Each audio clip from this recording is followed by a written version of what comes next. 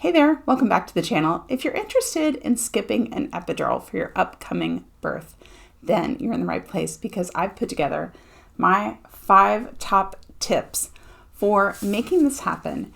And let's just jump right into tip number 1, and that is to have a good system of support. What I mean by support is either your partner or your partner and a doula to help provide support to you during labor.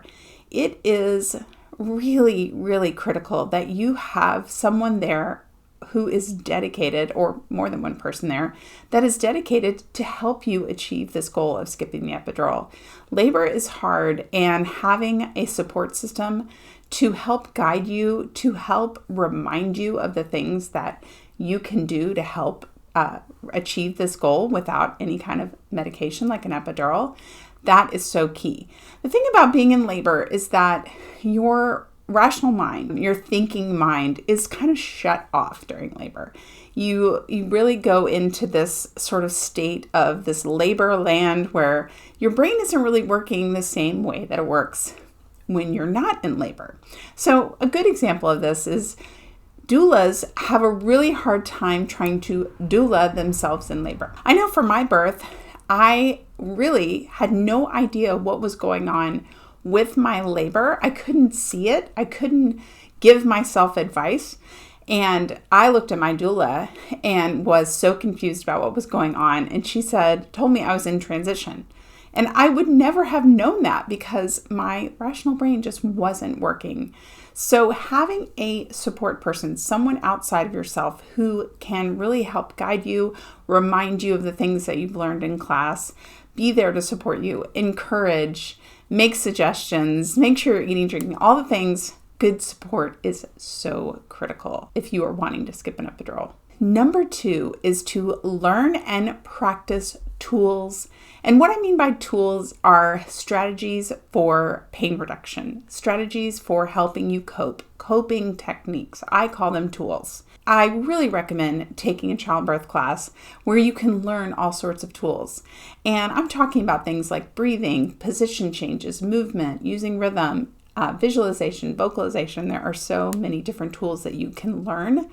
And so I recommend not only learning them, but also practicing them. Probably it'll seem kind of awkward, but spending some time like getting into the different positions that you want to use in labor. Spend time on the birth ball. Spend time doing breathing. I really recommend practicing that deep breathing for labor, and just 1 minute a day can really set you up for success. Actually, I'm going to put a link over here to a video that I did on how to use your breath in labor, and it has a daily practice 1 minute. That would be great if you are wanting to take advantage of this tip and practice the tools that you learned for labor. Tip number 3 is to set up your mindset for labor. And the best way that I can explain this is if we compare labor to a physical challenge like running a marathon. So if we were going to run a marathon, we don't say to ourselves, I'm going to go as far as I can, or I'm going to try to run the marathon. When we're talking to friends and family, we don't say, I signed up for the New York Marathon and I'm going to try to make it happen. That is the kind of thinking I want you to use for your goal for skipping the epidural. I want you to think to yourself, I'm skipping the epidural. I'm giving birth without the epidural. I'm trusting my body. I'm trusting myself. I know that I can do this. Here's the thing is there's a chance that something will come up and you won't be able to skip the epidural. Yeah, that's true. Just like the marathon runner might trip on a pothole in New York City and not be able to finish because they twist their ankle. That might happen. But I want you to set up that strong mindset that you can do it. The mind-body connection is so powerful, and I have really seen this to be so amazing. I mean, works so well in labor when someone has that strong mindset of the finish line, of birthing their baby without the epidural, and have that belief and being able to achieve it. Again, something might happen that you won't be able to, but if you can set your mindset up in this positive way, it is going to have a huge benefit in labor and a huge benefit to help you achieve this goal. So we're 3 out of 5 tips in, which is a great time for you to hit that like button. If you found any of these tips helpful, I would appreciate a like on the video. And how about subscribing to the channel? It's a great way to make sure that you don't miss access and find easy access to the rest of the tip videos that are on this channel. Tip number 4, I call using lots of layers. What I mean by layers is adding the tools that you learn in childbirth class up so that they all layer together to make one big coping strategy for labor so that you can skip that epidural. So a good example of this is maybe you are laboring in the shower. So you're using hydrotherapy and you also have your music playing, which is a great tool for labor. You're also doing that nice deep breathing.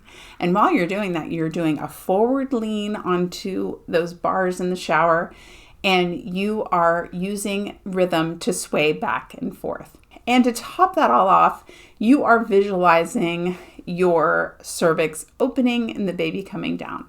So you're using so many tools and techniques that you learned in your childbirth class. You're layering them up.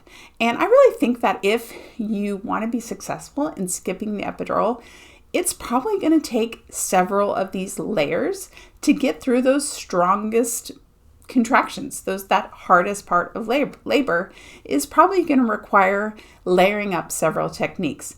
Now, if you haven't taken a childbirth class, I'm going to put a link below to the Birth Toolbox class, which is a place that you can learn lots of tools at your own pace, and so you'll be ready for skipping that epidural. Number 5, my 5th tip is to be ready for transition. Now, a couple people are going to play into this, and that is you and your support team. So possibly your partner and your doula, right? That we talked about in number 1. Transition can be the most challenging phase of labor. It's when our contractions have the longest duration, so they last the longest amount of time, and they come close together. So they're really one on top of each other. The break is usually really small during transition, and the intensity is usually pretty high. But the other thing that happens with transition that I want you to be ready for is the mental state that usually happens to people in transition. And that's the feeling that you want to throw in the towel, that you want to stop the idea of skipping the epidural, that you're over it, that you're done, that you want to leave. It is a phase of transition that a lot of people experience that can kind of catch people off guard if you don't know that it's coming.